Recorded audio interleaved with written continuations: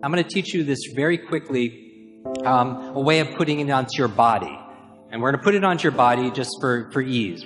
So I'm going to give you the keys to having an ageless mind, killing ants, automatic negative thoughts. How well are you controlling your self-talk? On a scale of 0 to 10, honestly, even if you've done this with me, how strong are you? 0 to 10. Do your thoughts make a difference? Yes or yes? If I say constantly, I'm getting too old, is that going to be self-fulfilling? Yes or yes? If I say I'm forgetful, I have a bad memory, if you fight for your limitations, you get to keep them. And this self-talk, doesn't matter if it's external or it's internal, right? When I was 9 years old, teacher pointed to me saying, that's the boy with the broken brain. You know, because I had that brain injury and those learning difficulties.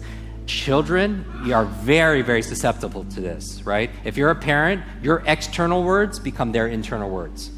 So that became my self-talk. Every time I failed a test, didn't do well enough or whatever, wasn't picked for a sports team, what'd I say? Oh, I'm just the broken brain, right? So your mind is always eavesdropping on your self-talk. The number one function of your brain is to control your movement, right? That's why we know there's not just a brain-body connection, but a body-brain connection, that using your body in different ways stimulates neurogenesis, it stimulates neuroplasticity, it stimulates brain-derived nootropic factors, which is the fertilizer for making new connections. So you have to move, but we live in a very sedentary life, right? I was reading this book talking about barefoot kids and how we're taking away seesaws and swings and all these things. We're overprotecting them, and then we're keeping them in a very sterile environment. They're not moving as much, right? They're always on their devices, and they're not getting the brain growth, right? And it's leading to learning challenges and so on. But how much are you moving every single day? They say sitting is the new smoking, right? You do not want to sit 8 hours a day and just study. Why is it so hard to do the little things that would improve my life?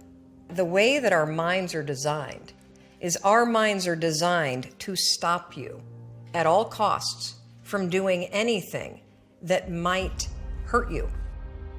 There are so many people in the world, and you know, you may be watching this right now, and you have these incredible ideas, and what you think is missing is motivation. And that's not true. Because the way that our minds are wired, and the fact about human beings, is that we are not designed to do things that are uncomfortable or scary or difficult. Our brains are designed to protect us from those things because our brains are trying to keep us alive.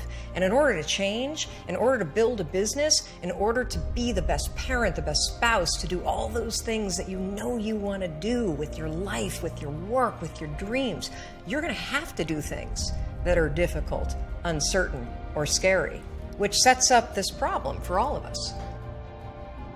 None of us can afford to have a life that is controlled by someone else, or a life that is basically controlled by our emotions. I learned many years ago that there are two kinds of people. There's the type of person who says, I'm going to wait till I feel like it before I do it. And then there's a person who says, I've got to do it so that I feel like it. One will never get anything done because they're still waiting to feel the moment to move. And the other person says, no, I need to move, and then I will begin to feel the moment. Sonia, self-discipline is essential in your life and in my life if we're going to get things done. We might be through with our past, but our past is not through with us. How many of you know there are things that we've experienced that can impact the way we see ourselves? And so as you look at yourself and look at your goals, I want you to write this down. You don't get in life what you want, you get in life what you are. You have to create an achiever's mindset. You have to create that yourself. Be ye not conformed to this world. Be ye transformed by the renewing of your mind. So if you want to free yourself, you've got to realize that we all suffer at times. And if you want to end suffering, you have to make the most important decision in your life, which says, I'm going to live in a beautiful state every day, no matter what, even when it doesn't go my way, even when there's injustice, even when people are unfair. Because are people going to be unjust and unfair in our lives, yes or no? And are you going to be unjust and unfair at times without meaning to be, yes or no? So if people have to behave a certain way for us to be happy, you're not going to stay happy. For everybody to be able to face who they are, I want to have that kind of impact where you can go on TV. You can put your life on a billboard. You're not ashamed of who the f you are. You're not ashamed of what life made you, what you helped life make you. All that bad that's now in this big pot that's stirring, you're no longer ashamed of it. You realize we're all f***ed up. Stop judging yourself against other f***ed up people who have hidden it better than you. That's all they've done. They've masked their shit better than you have, and now they're flipping it back on you and saying you're f***ed up. I want you to realize that this world, life, is one big head game. And once you learn to play the motherfucking head game, it's no longer a game anymore at all. You can start living your life. Being successful is so hard, but I realized that not being successful was hard too. The difference between not being successful hard and trying to get successful and hard, if you're trying to get successful and it's hard, at least there's some payout. There's a payoff. If you hang in there, there's payoff. When you're not successful, it's hard. It's hard not having money. It's hard never knowing how to come up with your mortgage and your bond and your rent and your let. It's hard not knowing that. How you going to feed your children? How you going to pay your bills? It's hard, ain't it? So if it's hard that way, and it's hard being successful, I might as well deal with how hard it is to be successful, because at least one day that could be a payout. If you just stay in the hard part of life of not being successful, ain't no payoff. There's no result for being poor. It's just more poor. You just pour some more. There's no payout. Just make the decision that you're not going to be poor anymore. You have the right, don't matter how you were born. Who is sitting here right now today? This is the real me, obviously. But I'm going to go kind of, I'm a very philosophical person. And I'm going to go there with you real quick. I believe in a higher power. Don't know the names, don't know where it's coming from, don't know anything like that. But I believe that this power, and visualize me real quick. Let's say it's a man up there or a woman, whatever, and they have a chart. And when you're born, they say David Goggins, born February 17, 1975 at 6 a.m. They write the chart down because they can see everything. They know exactly what you're supposed to be. They know what you're supposed to be. You die, you go to so-called heaven. You arrive at heaven, I'm 300 pounds. I retired as an Ecolab guy, which is okay, just a job, whatever. I go up there and God looks at me and he shows me my chart. And my chart on there says you were supposed to be a Navy SEAL. You're supposed to weigh 185 pounds. You're supposed to be one of the smartest people on the planet, this, all this. You see this. And now you're in heaven, you made it to heaven, but you're like, God, Doug, I was supposed to live that life. I was supposed to live that life.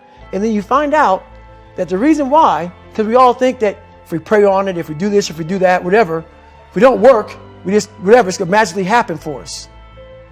No. I believe that when I'm all said and done with, my whole job is to outwork the chart.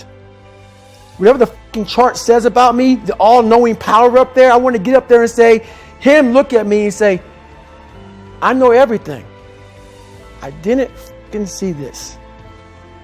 I want to feel that. I want to get to the other end of this fucking world, and however I'm being judged, whoever's judging me, to look at me and say, I did not fucking know. I had you at 185, I had you at this, but all this other shit, I was riding as you were living it.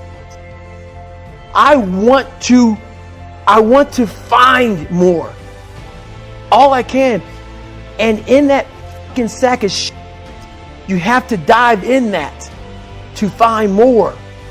Because if you're not willing to go in there and face yourself, you're not going to find anything. You're going to live right here on surface, man, right here on surface. So if there is an ending to this world and there is somewhere to go and there's a judgment, you're going to get there and you might see a chart. And that chart may tell you who the f*** you should have been. And now you get the rest of your life to think about that.